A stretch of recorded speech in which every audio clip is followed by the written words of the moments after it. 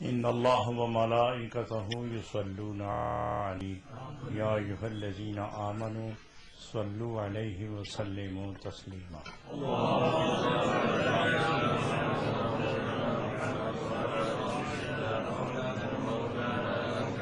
الصلاۃ والسلام علیک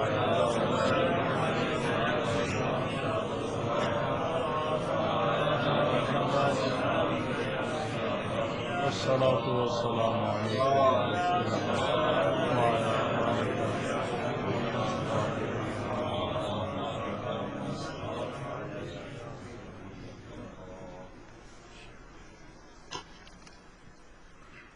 معزز حاضرین، صاحب صدق و اخلاص دوستو،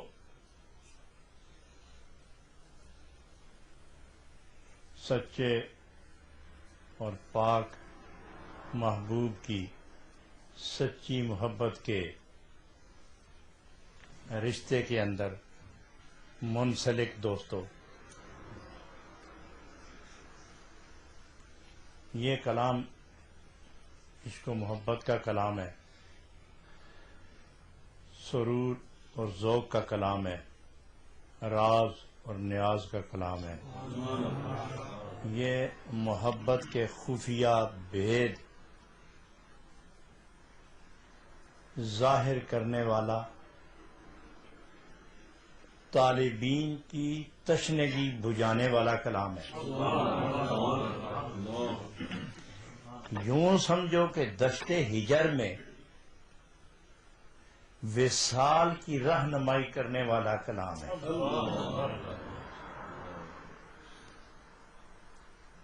بلفظ دیگر دشت طلب میں رہنمائی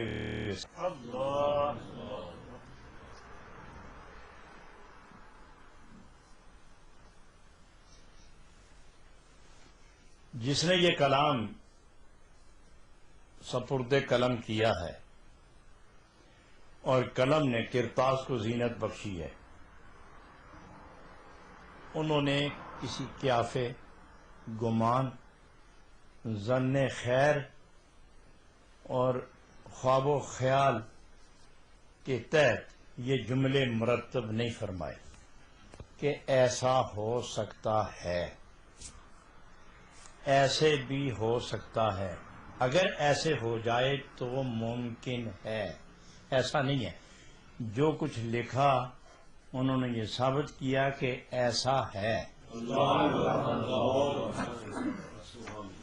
اور یہ وہی لکھ سکتا ہے، وہی کہہ سکتا ہے جو آشنائے رمز محبوبیت ہو، جو محبوبیت کے رخ زیبا کو جس نے بے نقاب با جمال با کمال بار بار دیکھا ہو، اور جب قلم اٹھے تو نظر محبوب کے چہرے پر ہو، تو چہرہ محبوب کو دیکھ کر کچھ لکھنا کسی کو تو شک ہو سکتا ہے، لیکن جو چہرہ محبوب دیکھ کر اس کا مطالعہ کر کے، چہرہ محبوب کی تلاوت کر کے جو آدمی کچھ لکھتا ہے اس میں شک نہیں ہوتا۔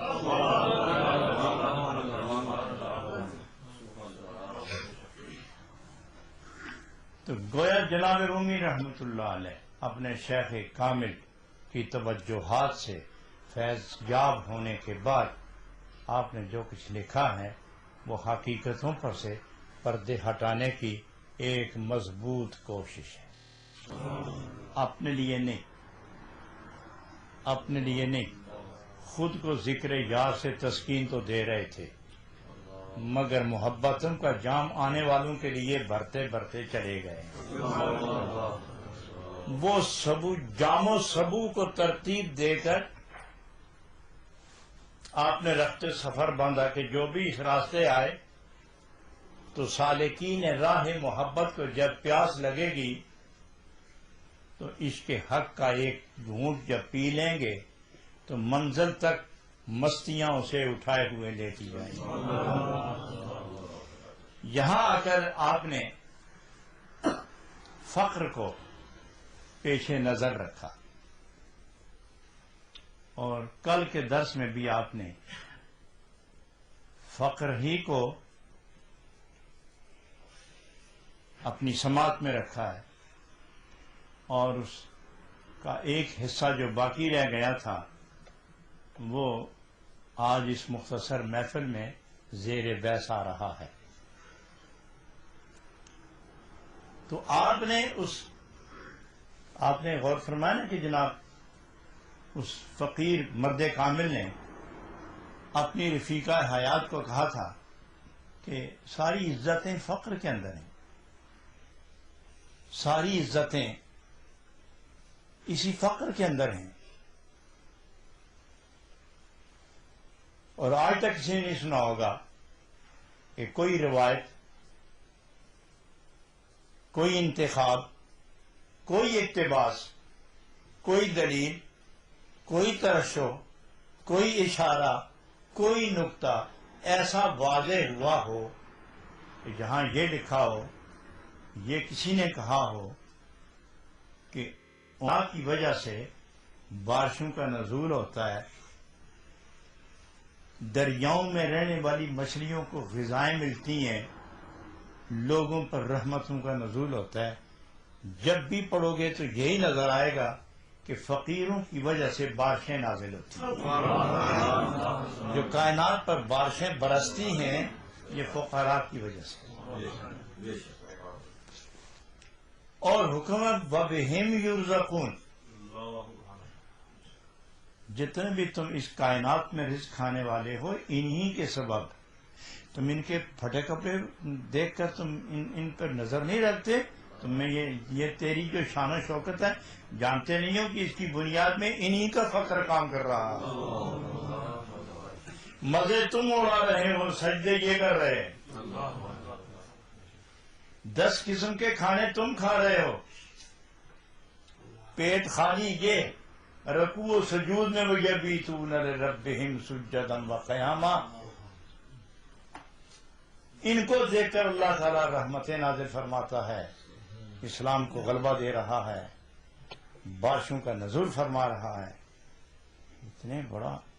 اتنے بڑے وقار کے مالک اور اتنے قرب و حضور کے مالک، کتنی عظمتوں بھرا تاج ان کے سر پہ رکھا گیا ہے، کس بنا پر کہ دنیا کی ساری لذتیں چھوڑ کر ایک خدا کے لیے 2 جہان سے بے نیاز ہو گئے۔ میں اس عنوان پر حضرت رومی قدس سرہ السامی کا قول پیش کرنے سے پہلے ایک لذیذ نقطہ واقعہ آپ کے سامنے رکھتا ہوں کہ حضرت امام احمد بن حنبل رضی اللہ عنہ کہ حضور اس وقت طلبہ اور دانشمندان علم، واقفین علم اور دانشمندان عصر حاضر پہنچے تو کہا کہ یہاں چند صوفی ہیں، بالا خانے میں بیٹھے ہوتے ہیں، بیکار نکمے لوگ، اور جو بھی ان کے پاس جائے ان کو بھی نکمہ کر دیتے ہیں، اور ان کو جب تک شہر سے نکالا نہ جائے تو پھر ہمیں دکھ ہوگا کہ آپ جیسا رازدار دین یہاں موجود ہو اور حامل رمز قرآن یہاں بیٹھا ہوا ہو اور آشنائے قول رسول یہاں بیٹھا ہوا ہو، اور یہ پاگل لوگ، یہ صوفی، یہ فقیر، یہ درویش ساری رات بیٹھے رہتے ہیں، اور جو ان کو دیکھتا ہے اور اس کو قریب بلاتے ہیں پھر اس کو کسی جہاں کا چھوڑتے ہی نہیں۔ تو آپ ان کو نکالتے کیوں نہیں؟ تو حضرت جناب امام احمد بن حنبل رضی اللہ عنہ نے فرمایا کہ میں انہیں دیکھ لوں، دیکھنے کے بعد فتویٰ دوں گا، پہلے فتویٰ اچھا نہیں ہے۔ تو وہ بیٹھتے کہاں ہیں؟ فلاں بالا خانے میں بیٹھتے ہیں۔ تو آپ ان سے بہت پہلے وہاں جا کر گوشہ گیر ہو گئے، بالکل علیحدہ ایک ایسی جگہ بیٹھے جو ہم کسی کی نظر ان پہ نہ پڑے۔ تو یہ آہستہ آہستہ یہ دنیا بیزار لوگ، یہ پارا گندہ ظاہر اور مطمئن بخاطر، یہ آہستہ آہستہ جمع ہونا شروع ہو گئے.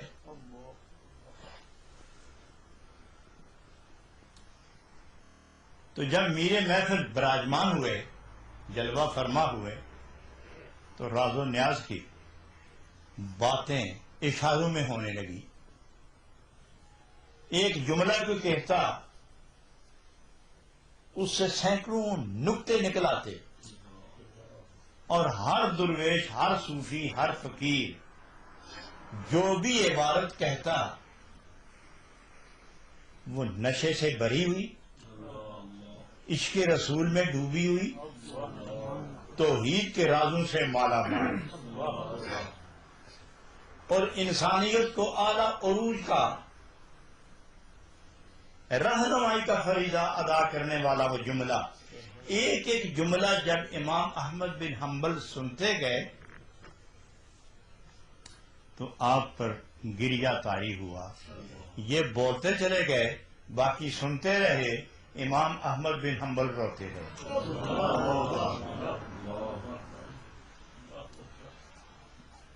سحری کا وقت ہوا تو یہ لوگ اٹھے، صفیں بندی، تہجد شروع کیے. ہر ایک کی آنکھوں سے آنسوں کی جب برسات چلی تو امام احمد بن حنبل فرماتے ہیں کہ میں نہیں سمجھ سکا تھا کہ یہ پہلے وضو کر کے آئے تھے یا کھڑے ہوتے وقت انہوں نے آنسوں سے وضو کیا. وہ جب سجدے میں گئے تو امام احمد بن حنبل چپکے سے نکل گئے.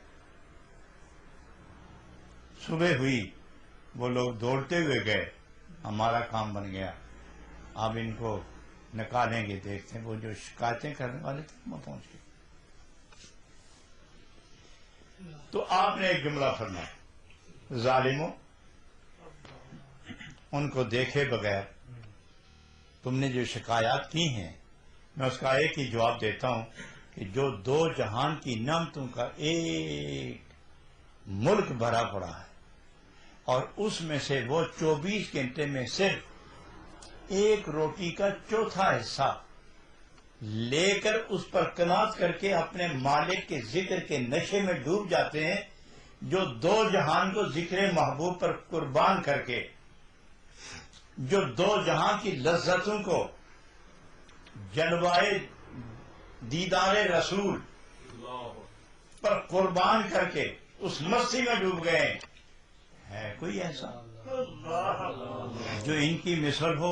مجھے تو آج رات سحری وقت نبی اکرم صلی اللہ علیہ وسلم کے اس پاک فرمان کی آج تصدیق ہوئی ہے کہ یہی وہ لوگ ہیں جن کے ذریعے بارشیں برستی ہیں اور رزق تقسیم ہوتے ہیں، اور ہم جو جیتے پھرتے ہیں اور ہماری آبرو ہے، یہ سجدے وہ کرتے ہیں، نشے ہم اڑاتے ہیں.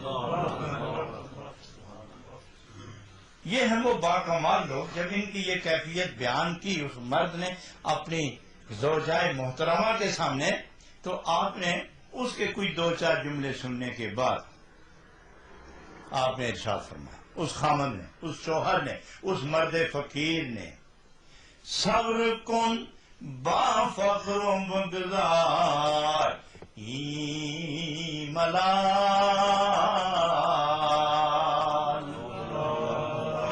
صبر کن با فخر و بگزار ای ملال،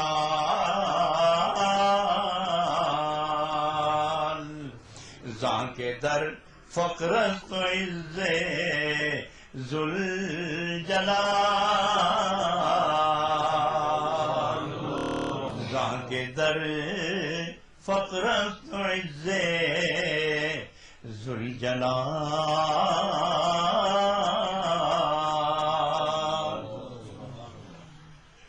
اے میری رفیقہ حیات، اے میرے ساتھی، فقیروں کو اپنے حال پر رہنے دے اور تم صبر کرو. تم صبر کرو اور فقیروں کو اپنے حال پہ رہنے دے. زاں کے در فقر عز ذوالجلال، کیونکہ اپنے رب نے نہیں فرمایا تھا ان العزت للہ ولرسولہ وللمؤمنین ولکن المنافقین لا یعلمون. عزت تو اللہ کی ہے، پھر اللہ کے محبوب کی ہے، پھر اللہ کے محبوب کے غلاموں کی ہے. تو یہی وہ فخر والے ہیں جن کو نبی پاک کے وسیلے سے صاحب عزت سمجھا گیا ہے.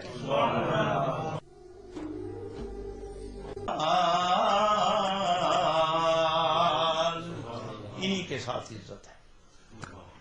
جو جلال و جمال کا خالق و مالک ہے، جو دو جہاں کی ہر شے کی تخلیق کی قدرت ظاہر فرمانے کے بعد اس کی ملکیت کا جھنڈا جس کا لہرا رہا ہے، وہ ان کو اپنا قرب دے کر وہ عزت دے رہا ہے کہ جس عزت کو فانی نہیں ہے. تم جس عزت کے لیے سوچتی ہو، یہ تاج و تخت، یہ راج و بخت، یہ دولت، امارت، یہ ثروت، یہ جتنا کچھ ہے، یہ مرنے کے بعد سب ختم ہوتا ہے. اور فقیر جب دنیا چھوڑتا ہے تو فقیر کا فخر ساتھ جاتا ہے. بادشاہ جب دنیا چھوڑتا ہے تو بادشاہی چھوڑ کے جاتا ہے. امیر جب دنیا چھوڑتا ہے تو امیری چھوڑ کے جاتا ہے. اور جب دولت مند دنیا چھوڑتا ہے تو دولت چھوڑ کے جاتا ہے. اور جب تاجور دنیا تو تاج و تخت چھوڑ کے جاتے ہیں. اور فقیر جب دنیا چھوڑتا ہے تو یہ اس کی پونجی ہے ہی فخر ہے، یہ فخر ساتھ لے کے جاتا ہے. یہ فخر ساتھ لے کے جاتا ہے. اور دیکھی نہیں تم کہ یہ جو بڑے بڑے بادشاہ گزرے ان کی قبر پر کچھ جاتا دیکھا تم نے؟ لیکن یہ جو فخر لے کر جنگلوں میں قبر میں جا کر لیٹ گئے، وہاں بھی میلے لگے ہوئے ہیں، وہاں بھی رونقوں نے ڈیرے ڈالے ہوئے ہیں. آگے جا کے وہ بیان فرماتے ہیں، سرکم فروشوں ہزاراں جاں ببی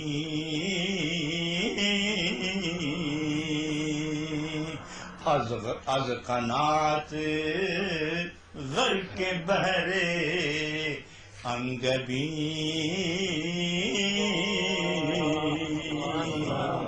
از قنات غرق بہرے انگبی.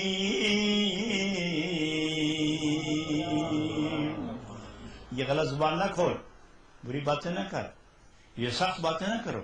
یہ غلظت اور خلاف عظمت باتیں مت کرو. یہ جو کچھ تم دیکھ رہی ہو نا کہ یہ جو درویشوں کی ہزاروں گانے ہیں، تم ان کو بظاہر یوں پراگندہ دیکھتی ہو، پھٹے کپڑے اور میل کچال میں ڈوبے ہوئے دیکھتی ہو. تم از قنات غر کے بہرے انگبی، خدا کے دیدار کے شہد میں یہ دن میں 100 دفعہ غوطے لگانے والے لوگ ہیں. از قنات غر کے بہرے انگبی، ان کو جو قناعت ملی ہے اس قناعت کی وجہ سے دریائے شہد میں، یہ کون سا شہد ہے؟ دریائے شہد. شہد کیونکہ میٹھا ہوتا ہے. ایسے یہ نہ سمجھنا کہ جس طرح شہد کا دریا چلتا ہے تو اس میں جو بھی ایک دفعہ کچھ غسل وغیرہ کرے، کپڑے شپڑے دو تو وہ وہیں پہ رہ جاتا ہے، کیونکہ شاید اپنی حالت نہیں بدلتا. نرمی ضرور آئے گی مگر وہ کیفیت اس کی جو ہے نا وہ بازوق نہیں رہنے دیتی بندے کو. تو یہاں فرماتے ہیں کہ رب کے دیدار کی مٹھاس ایسی ہے جیسے جنت کا شہد. رب کے دیدار کی لذت ایسی ہے جیسے شہد. اب میں آپ سے پوچھتا ہوں کہ شہد کتنا میٹھا ہوتا ہے؟ آپ کیا بتائیں گے؟ چکھیں گے آپ؟ جب چکھو گے چمچ کے ساتھ انگلی لگا کے تو پھر میں پوچھوں آپ سے کہ بتاؤ شہد کیسا میٹھا ہوتا ہے، تو آپ مجھے یہی کہیں گے جی میٹھا مگر کمال میٹھا ہے. ارے کیسا میٹھا ہے وہ نہیں بتا سکے گا. بخدا ای میں نشناسی تا نچشی، جب تک چکھو گے نہیں بتا نہیں سکو گے. اور جس نے چکھ لیا اس نے بتانے کا سلسلہ ٹوٹ گیا. جو چکھتا گیا بس ختم ہوتی چلی گئی. کارا کے خبرش باز نے آمد، جس کی آنکھیں کھلی جلوائے دیدار دیکھا وہ بولنے کے قابل نہیں رہا. اور دوسرے کو یہ کہتا ہے سننا چاہتے ہو دیکھنا چاہتے ہو، کھولو آنکھ دیکھو میرے محبوب کو. جس نے دیکھا کل لسانو تفسیر کے لیے حروف نہیں رہے، زبان کو قوت نہیں ملی کہ جلوائے محبوب کی کیفیت بیان کرتا چلا، تو اس لیے وہ فرماتے ہیں سرکم فروشوں ہزاراں جاں ببی از کنات غرق بائے انگبی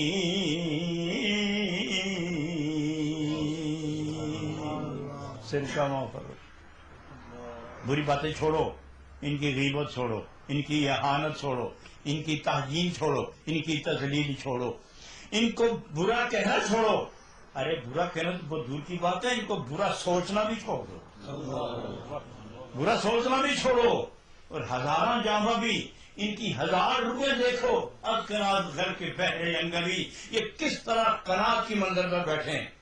حضرات کنات کی منزل کچھ نہ ملے اور ذکر کا غلبہ اتنا ہو اور وہ اتنا قانع ہو جائے کہ کچھ پاس ہو یا نہ ہو، لیکن وہ صبر و قناعت کی وجہ سے اس طرح متوجہ نہیں ہوتا، لیکن فقیر خاموش، فقیر خالی رہ کر قناعت نہیں کرتا، فقیر کو جو 2-4 گھونٹ ملتے ہیں اسی پر قناعت کر جاتا ہے،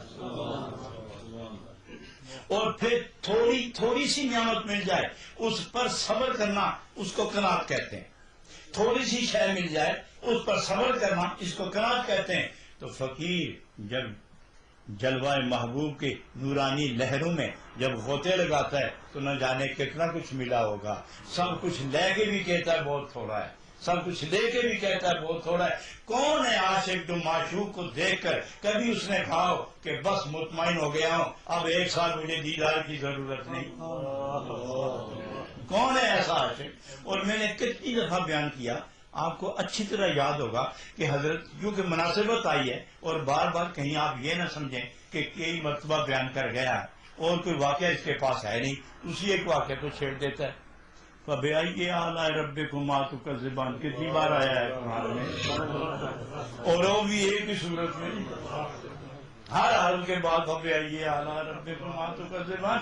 جناب نبی اکرم صلی اللہ علیہ وسلم نے فرمایا ابو ہریرہ یہیں بیٹھے رہتے ہو، کہیں کر کے خبر پہ لو نا، جاؤ پھر آنا، جاؤ۔ وہ گئے اور آ گئے، بات لمبی ہے لیکن مختصر کر رہا ہوں، وہ گئے اور آ گئے تو نبی کریم علیہ الصلوۃ والسلام کا روح اندر سے اس طرف ہوا تو فرمایا ابو ہریرہ گئے نہیں تم؟ میں نے کہا تھا نا جا گھر، رسول اللہ میں گیا تو تھا، تو پھر کب آئے؟ ایک زمانے کے بعد آئے، گیا تو تھا، ایک زمانہ گزر گیا، اس کے بعد واپس آیا ہوں۔ تو جامی رضی اللہ عنہ رحمت اللہ علیہ اس منظر، اس کیفیت کی منظر کشی کرتے ہیں، وہ فرماتے ہیں کہ حسنت آن کے در یک دم رخت را صد نظر بینم، کہ حسنت آن کے در یک دم رخت را صد نظر بینم، ہنوزم آرزو باشد کہ یک بار دیگر بینم، ہنوزم آرزو باشد کہ یک بار دیگر بینم۔ یا رسول اللہ صدقے جاؤں، قربان جاؤں، میرا کائنات قربان چلی جائے آپ کے نشان قدم پر۔ آپ نے فرمایا جب میں گیا تھا واپس آیا ہوں، لیکن کہ حسن تھا کہ در یکدم رخت را صد نظر بینم، خدا نے وہ حسن ازلی کا وہ نور آپ کو عطا فرمایا کہ 1,00,000 مرتبہ دیکھنے کے بعد بھی دل میں آرزو پیدا ہوتی ہے کہ ایک دفعہ اور دیکھ لے، ایک دفعہ اور دیکھ لے، ایک دفعہ اور دیکھ لے۔ تو یہاں آگے یہ فرماتے ہیں کم فروش سے کم فروشوں ہزاراں جاں ببی،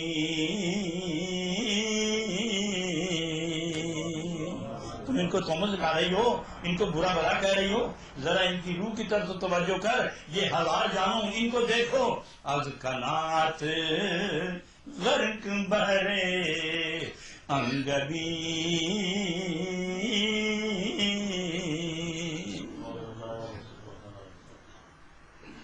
جو شراب وصل ملی ہے، جو شربت وصل ملا ہے، اس وصل میں جو ان کو نشہ ملا ہے، اس نشے پر قناعت کر کے دو عالم سے منہ موڑ گئے ہیں۔ یہ نہیں کہ صبر آ گیا، بلکہ جو نشہ ملا ہے اس نشے میں ڈوب کر دو عالم سے منہ موڑ گئے، اور ایسا منہ پھیرا کہ ایسے کانے ہو گئے، ایسی قناعت بن گئی کہ کوئی دنیا کی بات کرے تو جیسے بات ہوئی نہیں، اور ان کے محبوب کی بات کرے تو جیسے ماہی بے آب تڑپتی ہے اس طرح تڑپنا شروع ہو جاتا ہے۔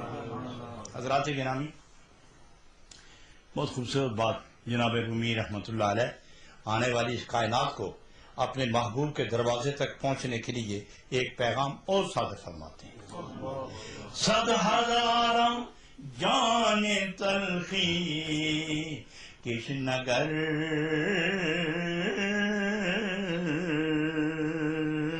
ہم چو گل، اللہ غنی، ہم چو گل آغشتہ اندر گل شکر،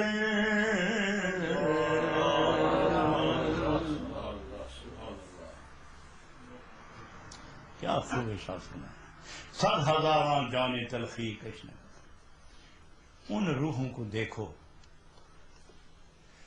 روحوں کو دیکھو جو نفس کشی، ریاضت، محبت، اطاعت، سجدوں کی لذت اور ذکر محبوب کی کیفیت میں ڈوب ڈوب کر وقت گزارتے ہیں، اور ذکر کے اندر اس طرح گم ہو گئے اور ذکر کو اپنے اندر اس طرح ضم کر دیا، خود ذکر کے اندر اتنا گم ہو گئے اور ذکر کو اپنے اندر اس قدر ضم کر دیا، ہم جو گل آغشتہ اندر گل شکر، جس طرح شکر اور پھول کی پتیاں ان دونوں کو ملا کے گلقند بناتے ہیں، شکر، گلاب کے پھول کی پتیاں ان دونوں کو ملا کے ہاتھ سے ملتے ہیں۔ آپ نے میرا خیال ہے کہ گلقند بنتے نہیں دیکھی، اور اللہ کے فضل سے کھائی بھی نہیں ہوگی۔ گل شکر، اللہ غنی، گل شکر، گلقند، گلاب، خوبصورت گلاب، صحرائی گلاب، ایک ہوتا ہے خود کاشتہ گلاب جو خود لوگ کاشت کرتے ہیں، اور ایک خود رو گلاب ہوتا ہے۔ خود رو گلاب کی جو خوشبو ہے وہ عجیب ہوتی ہے، جو ہم گلاب اگاتے ہیں اس کی خوشبو اور ہے، اور جس کو مالک الملک اٹھائے وہ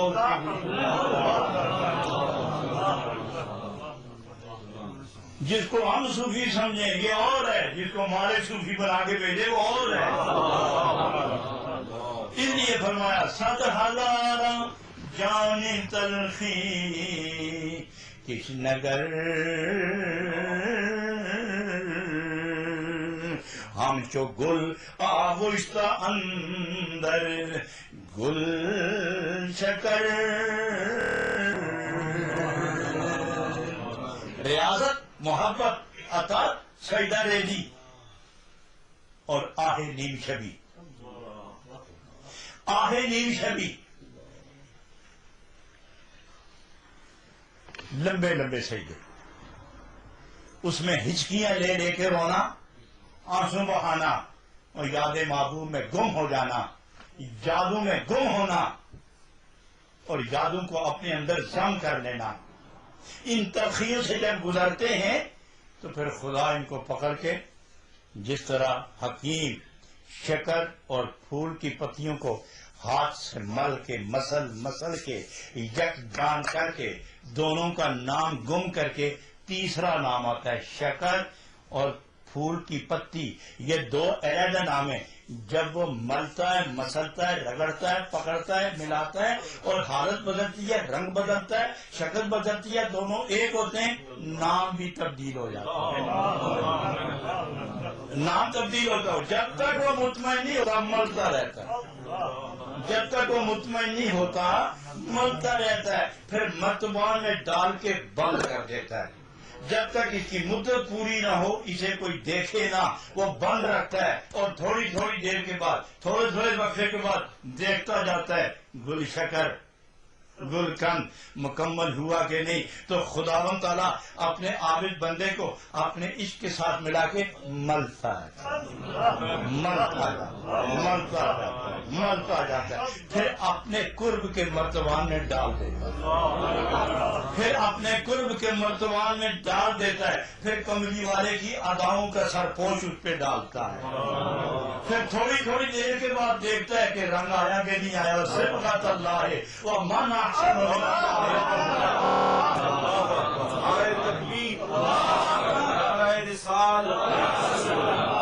پھر تھوڑی تھوڑی دیر کے بعد دیکھتا ہے رب العالمین اس اپنے اس پیارے کو دیکھتا ہے کہ اس پر رنگ آیا کہ نہیں آیا، اور جب اس پر اپنا رنگ دیکھتا ہے تو پھر پردے ہٹا دیتا ہے، پردے ہٹا دیتا ہے۔ اور یاد ہے آپ کو کہ گلقند گل شکر جو کھائے یہ پرانی کوہنا قبض ختم ہو جاتی ہے، پیٹ کی بیماریاں چلی جاتی ہیں، انتڑیاں صاف ہوتی ہیں، معدہ صاف ہوتا ہے، گلا درست ہوتا ہے، معدے میں قوت پیدا ہوتی ہے، انتڑیاں صاف ہوتی ہیں، پیٹ صاف ہوتا ہے، گردے ٹھیک ہوتے ہیں۔ یہ گلقند گل شکر یہ نظام ہضم کو درست کرتی ہے، گویا زندگی کو جوبن اور نظارہ بہار اور کیفیت کے اندر امتیاز دینے کے لیے یہ گلقند استعمال کرائی جاتی ہے۔ تو خدا اپنے بندے کو جب عشق اندر باہر باہر نبی کی ادا اندر اپنا عشق دے کر جب ملتا ہے اور اس کو جب گل شکر بنتی ہے تو اس کا نام گل شکر نہیں ہوتا، گلقند نہیں ہوتا، اس کا نام ولی اللہ ہوتا ہے، اس کا نام ولی اللہ ہوتا ہے۔ اور جب وہ ولی اللہ مکمل ہو کر قرب کے مرتبہ سے جب باہر نکلتا ہے تو وہ بھی پرانی قبض توڑتا ہے، وہ بھی پرانی قبض توڑتا ہے۔ جو سجدے نہیں کرتے ان کو سجدے کرواتا ہے، جو ذکر نہیں کرتے ان کو ذکر کرواتا ہے، جن کو عشق میں آنسو بہانے کا موقع نہیں ملتا پچھلی رات ان کو سونے کیا ان کو رونے کی ادائیں بتاتا ہے، وہ سجدوں کی لذت پہ لاتا ہے، وہ محبوب کے دروازے پہ کھڑے کر کے سبحان ربی الاعلیٰ کا جب ترانہ جب شروع کرواتا ہے، گیت جب اسے گوایا جاتا ہے سبحان ربی العظیم، تو ولی اللہ کے اس عمل کو دیکھنے کے بعد اللہ آنکھ سے پردہ ہٹانے کے بعد ارشاد فرماتا ہے عمل تیرا قبول ہوا اور تم دونوں سنو لبیک لبیک لبیک لبیک، حاضر ہوں میں حاضر۔ اس لیے فرمایا صد ہزار جان تلخی کش نگر ہم تو گل آغشتہ اندر، خوب ملنے کو آغشتہ کہتے ہیں، ہم چو گل آغشتہ اندر گل شکر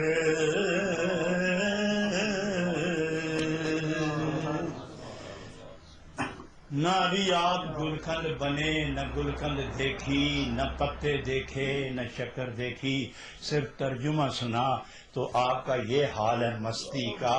تو جس کو پوری رگڑ دے کے اپنے قرب کے مرتبہ میں ڈال کے اپنا رنگ چڑھا کے اٹھایا ہوگا اس کا حال کیا ہوگا؟ وہی فقیر ہیں، وہی ولی اللہ ہیں، وہی فقیر ہیں، انہی کی وجہ سے رزق تقسیم ہوتا ہے، بارشیں نازل ہوتی ہیں اور اسلام کو کفر پر غلبہ نصیب ہوتا ہے۔ اللہ غنی اللہ غنی۔ آگے ایک بہت خوبصورت آپ کا جملہ، ایک جملہ ہے اس میں بڑی لذتیں اور بڑے اسرار ہیں اور اس کی تمثیلات اتنی گہری ہیں کہ اگر میں شروع کروں تو اس کو نصف میں چھوڑنا یہ میرے بس میں نہیں ہوگا، اور اس کے لیے کم از کم 20 منٹ چاہیے ایک شعر کی تفصیل۔ میں مناسب سمجھتا ہوں کہ اس کو کل پر چھوڑا جائے، اس کو کل پر۔ آج میں صرف اس کا ترجمہ پڑھنے لگا، ترجمہ کرنے لگا اور اندازہ لگانا کہ یہ کتنا مشکل ہے۔ این سخیر است در پیستان جان، این سخن شیر است در پیستان جان۔ چھوٹے بچے کو جب بھی غذا کی ضرورت ہوتی ہے تو اس کو ماں کے پستان کے ساتھ منہ لگانا پڑتا ہے۔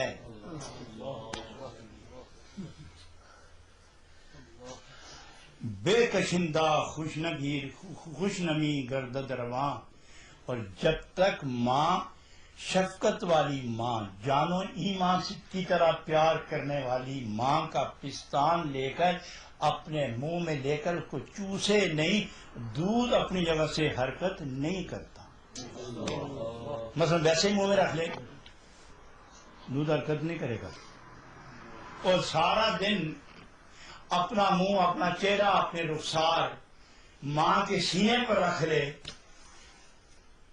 دودھ حرکت نہیں کرے گا۔ دودھ اس وقت حرکت کرے گا جب لبوں کے اندر دبا کے اسے چوسنا شروع کرے، پھر ماں کی جو شفقت اور ممتا کی جو گرمی ہے وہ دودھ کو ابالتی ہے اندر، دودھ دوڑتا ہوا باہر آتا ہے۔ یہاں پستان سے کیا مراد ہے؟ یہاں پینے والے کون ہیں اور دودھ کیا ہے؟ یہ کل بیان ہوگا۔ یہ انہوں نے کیوں ایسا فرمایا یہ کل بیان ہوگا انشاءاللہ۔ آج ہم صرف ساری گفتگو کا جو حاصل ہے اس کا پھر ہم مل کر دوبارہ اعادہ کرتے ہیں کہ فقیر وہ ہے جس کو اللہ جل جلالہ تمام عبادات اور محبت اور بندگی کے اسرار و رموز و آداب نبی پاک علیہ السلام کی اداؤں کے اندر رہ کر اس کو جب مکمل کرتا ہے تو پھر خدا اپنی محبت کے ساتھ اس کے روح، اس کے دماغ، اس کی سوچ، اس کا کلام، اس کی رفتار، اس کی گفتار کو اپنی مرضی کے مطابق بنا کر، اپنی مرضی کے مطابق بنا کر اس پر نبی پاک کی اداؤں کا پہرا قائم کر دیتا ہے۔ دیکھو تم چلو گے مرضی میری ہوگی لیکن صورت میرے نبی کے چلنے کی ہوگی، زبان تیری ہوگی تم بولو گے مگر میری مرضی کے مطابق بولو گے، مگر بولنے کا انداز میرے نبی کا ہوگا۔ آنکھ تیری ہوگی، بولو گے تم، دیکھو گے تم، مگر دیکھنے کا جو انداز ہے وہ میرے نبی کا ہوگا، اس لیے کہ میرے نبی کی آنکھ میری آنکھ ہے، ان کی زبان میری زبان ہے، ان کا ہاتھ میرا ہاتھ ہے، ان کا بولنا میرا بولنا ہے۔ جب تم کو میں نے دوستی کے پردے کے اندر رکھا ہے تم بھی وہی ادا لے کے آؤ تاکہ میں تمہارے متعلق بھی کہہ دوں کہ اس کی آنکھ بھی میری آنکھ ہے، اس کی زبان بھی میری زبان ہے۔ تو یہ سب ادائے رسول اکرم صلی اللہ علیہ وسلم کی محبت میں ڈوب کر حضرات میں اب اختتامی جملہ عرض کرنے لگا ہوں کہ باجید بستانی رحمت اللہ علیہ جب بالکل قرب کی منزل میں پہنچے، بالکل قرب کی منزل میں اب پردہ اٹھنا ہی باقی تھا لیکن حجاب آ گیا، پردہ نہ اٹھا۔ جناب رومی عرض کرنے لگے میں یہاں پہنچا ہوں، اس سے آگے میری بساط نہیں، تو کیا پھر بھی تو نہ ملے گا؟ تو رب نے فرمایا کہ اس لیے نہیں ملتا کہ مجھے ابھی تمہاری ضرورت ہے۔ اللہ کریم جس کی ضرورت ہو اسے پیار ہوتا ہے، اور جس سے پیار ہو اسے شفقت ہوتی ہے، اور جس سے شفقت ہو اسے قریب رکھا جاتا ہے۔ کمال ہے کہ شفقت بھی ہے، پیار بھی ہے، قرب بھی ہے، مگر دیدار نہیں۔ فرمایا ولی جے بڑھاؤ، نبی کو نہیں پہنچا، اگر موسیٰ نہیں دیکھ سکے تو تم کو دیکھنے والے، تم تو نہیں دیکھ سکو گے تو پھر میں کیا کروں؟ واپس جاؤ، میرے نبی کی جمال کی ڈال لے کے آؤ، میرے نبی کی جمال میں گم ہو کر آؤ تاکہ جب پہلا پاک آئے نا تو وہ نبی کا جمال برداشت کرے، اور تمہاری قوت کے مطابق میرے نبی کا جمال اور نور نبوت تمہیں اتنا ہی دیدار کروائے جس کے تم اہل ہو۔ حاصل کلام کیا ہے؟ اے اللہ کے بندو، اے نبی پاک کے خوش نصیب غلاموں، آپ سب کی ابتدا بھی جناب محمد الرسول اللہ ہے اور انتہا بھی جناب محمد الرسول اللہ ہے۔ وصلی اللہ وسلم علیک یا حبیب اللہ، الصلاۃ والسلام علیک یا رسول اللہ، وعلی آلک واصحابک یا شفیع المذنبین۔ اللہ اللہ اللہ اللہ